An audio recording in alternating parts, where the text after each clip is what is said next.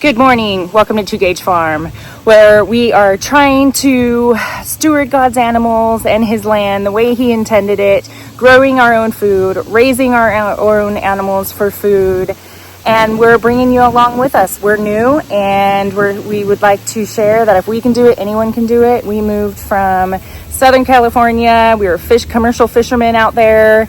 And now we're in Northeast Texas, farming, trying to raise our own food and doing everything we can to be closer to our food supply chain and more sustainable. So today is Chicken Butcher Day, and nobody looks forward to this day. This day, it's not a fun day. However, it is necessary when you want to raise your own food. Chickens are the easiest livestock to take care of. The easiest meat food source to butcher yourselves. You can do it. You can raise them up depending on the meat bird you raise. You can raise them for anywhere from 8 to 10 weeks, or depending on the breed, some breeds, meat bird breeds, go to 12 to 14. It just depends. So I'm going to show you the process. The process is the same no matter who you're watching do it. It's just the preserving part, like how you freeze it and what you freeze it in and what you do with it, then that part differs from person to person. So I'm just going to show you our setup, and then I'm going to show you almost the step-by-step process. I'm not going to show you the gory details because YouTube won't want to show you that, won't want me to show you that.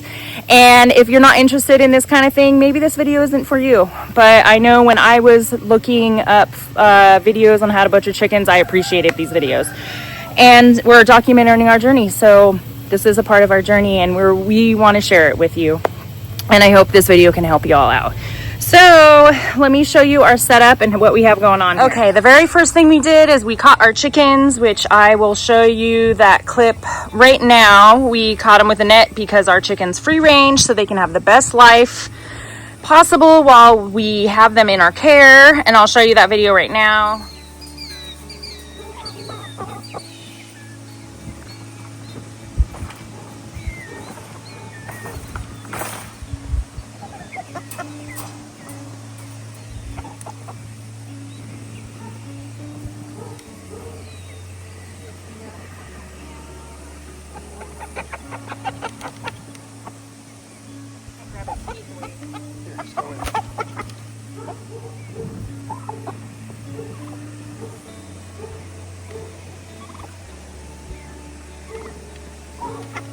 He's heavy, huh? Yeah. Who's next?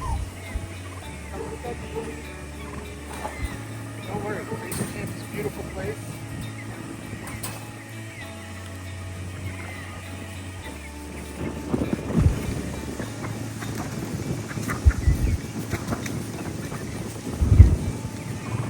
Sailor, no. Sailor, no. Sailor. I didn't want that one anyway, so it worked out good.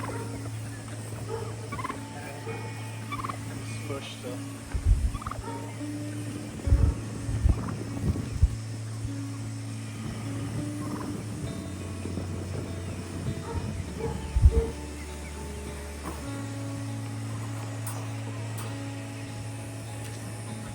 Where did that chicken go? Is it back there? Yeah, that's like right here.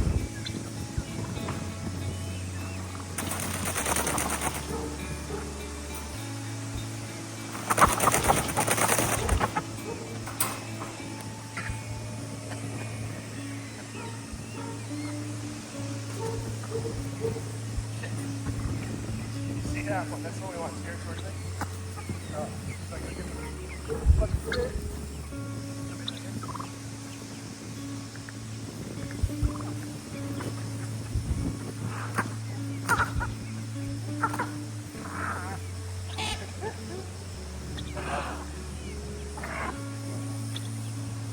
Technically, there's pretty much can't. Each other is good.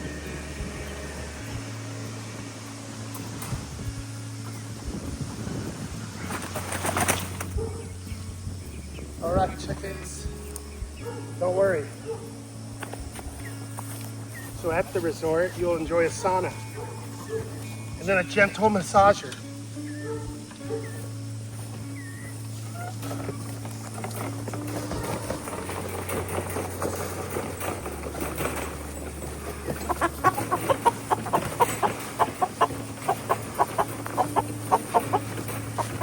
So those chickens are ready to be butchered. They first go into this cone, which this cone is backwards. This cone will go like this, and I'll fix that before we get started. We're about to get started right now. But this cone, they'll go in upside down in this cone. Their head will be at the bottom. When you hold chickens upside down, it is supposed to be the most humane way to butcher them. It's supposed to put them in like a hypnotic state, a very relaxed state. So as you cut their throat, they're not as conscious of what's going on. They're supposed to be more relaxed. So then their blood will drain. We'll have a bucket right here, which now reminds me I need to grab it. We'll have a bucket of water right underneath here, which will catch the blood. And then from there, it'll go into this pot, which we have the water going at anywhere between 150 and 170, and we'll dip it, and it will be in there for about 15 seconds to release the feathers. If you want, you can put a drop or two of dish soap, preferably natural dish soap, in the water. That'll also help release the feathers, but we don't do that. It comes out just fine if you have them in the it's not boiling, it's just very hot water for about 15 seconds. Then it goes into, this is a plucker. It has all these little rubber fingers and it spins, and we'll have water that's going to be spraying the chicken while it's spinning in there to help release the feathers and for it not to get stuck. And that'll be in there for about, I don't know, 20-30 seconds. And this thing is amazing. It takes the feathers off super duper fast. Then we have our sanitized table right here and our knives to we're not breaking down the chicken, we're just cleaning out the insides and removing the head and the feet, and I will show you that part when we get to that part. So that's our setup, and we're going to get started.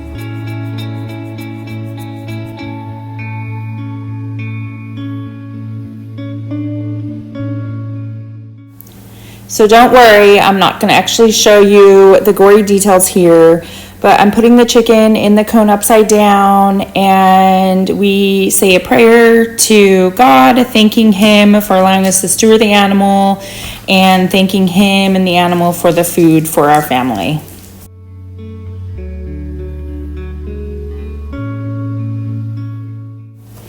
So you have to leave the chicken in the cone for about 30 seconds to a minute for it to completely drain. And when you know it's good and passed on and not alive anymore, then you can take it out of the cone, and it's going to be dipped in the water, as you can see here, for about 15 seconds. You'll see my husband, he'll check and see how easily the feathers come out. And when the feathers come out very easily, that's when we move it to the plucker. If they come out a little tough still, then you just give it a couple more dips, as you can see right there, and then straight into the plucker.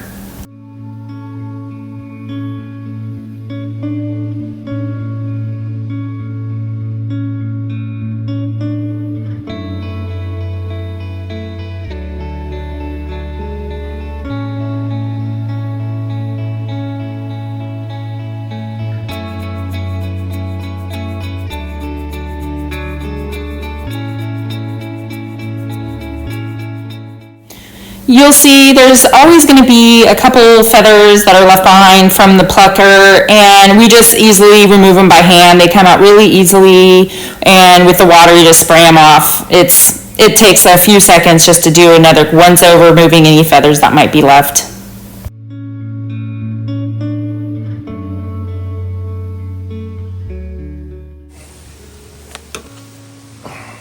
Alright, so first he's going to remove the feet, and you just bend at the joint and it pops right off.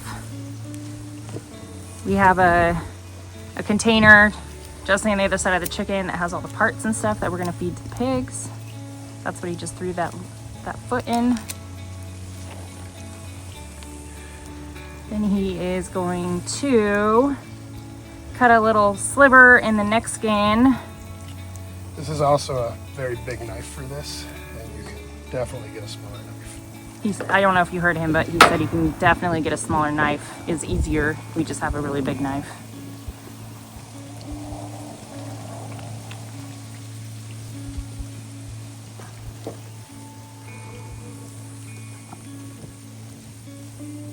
Separate those two.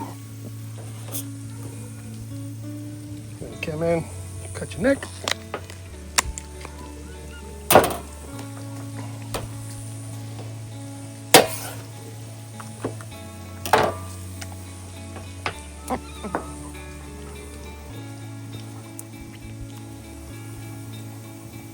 Now he's releasing, what's that thing called? They're crop. The crop from the neck skin, so he can pull it out the bottom of the chicken. Their throat and everything is on there, so when you pull out the guts, it'll come out with it once you release it from the skin, which is probably hard to see how you have that, but it's right here. These are empty because we didn't feed them. If they were fed, this would be full of rocks and all kinds of no good stuff. Well, no stuff that you want to deal with when you're cleaning the chicken. Huh. I wonder what just scared that I know, go check real quick. One of our chickens just got scared by something, so I'm going to go check, but I'm going to leave you with my husband. He'll explain what he's doing. I do a little cut in the back here. Careful not to hit any guts. Once you have that there, you can just pull. I like to pull it open on each side, such as that. And the good part, you shove your hand in there and you scrape the inside cavity. It'll release all the guts.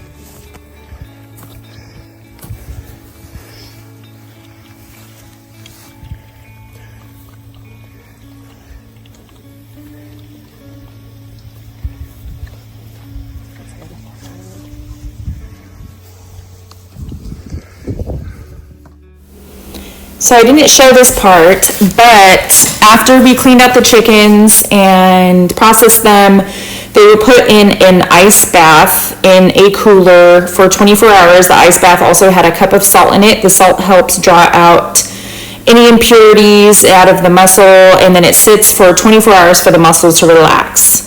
So this is the next day after it had been sitting in the ice bath, and we are now parting out the chickens, and we use food saver bags to store it in. So we part it out. We do some chickens whole, butterfly, you'll see my husband butterfly one in a second, but the other parts we'll part out in legs and thighs. We'll do chicken wings and breast, and we vacuum seal it and freeze it. There is another way that it's popular for people to do, where they will put the whole bird in these they're like vacuum seal bags, and how the bags, it's not vacuum seal, they're shrink wrap bags.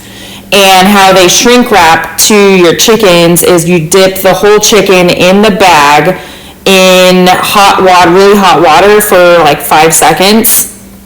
And when you bring it out, as it cools, it pushes the air out and the bag suctions to the chicken. We did that the first time we processed birds, but it was not our favorite way to do it, because we didn't like the fact that our birds were going in hot water with plastic bags, and it was kind of a mess and a pain to deal with the hot water in the bag and everything like that.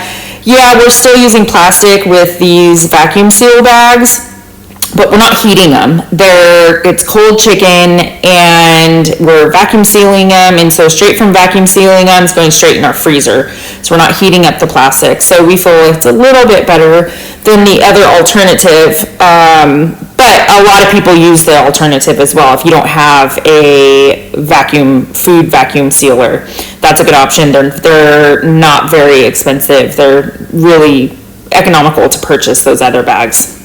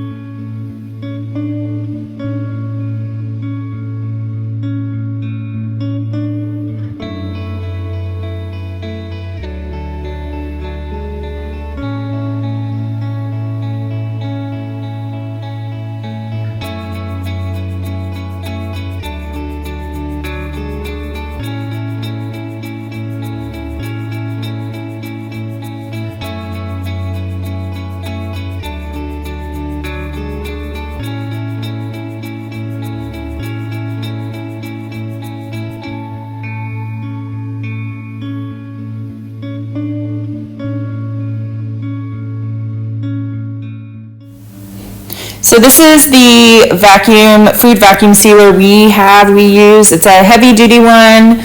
I don't know if you consider it industrial, but it's a heavy duty one that we've actually had for some years, and it still works pretty good. We probably have to do some updating for a little bit, like we have to hold the lid down a little bit harder than you should, but we've had it for years, and it works really good. We got it on Amazon if anybody's interested. I don't think it was very expensive, but it does a really good job, and you can fit bigger width bags in it as well if you're doing bigger cuts of meats and such.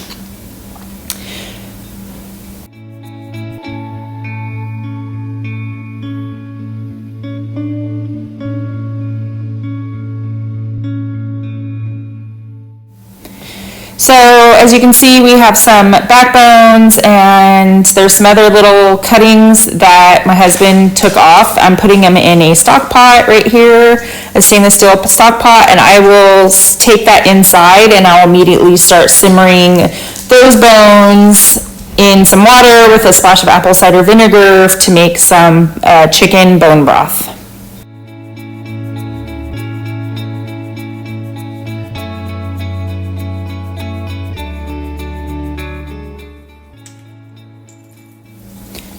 So I immediately took those chicken parts, the neck bones and the other bones, and any chicken scraps that were not part of the insides.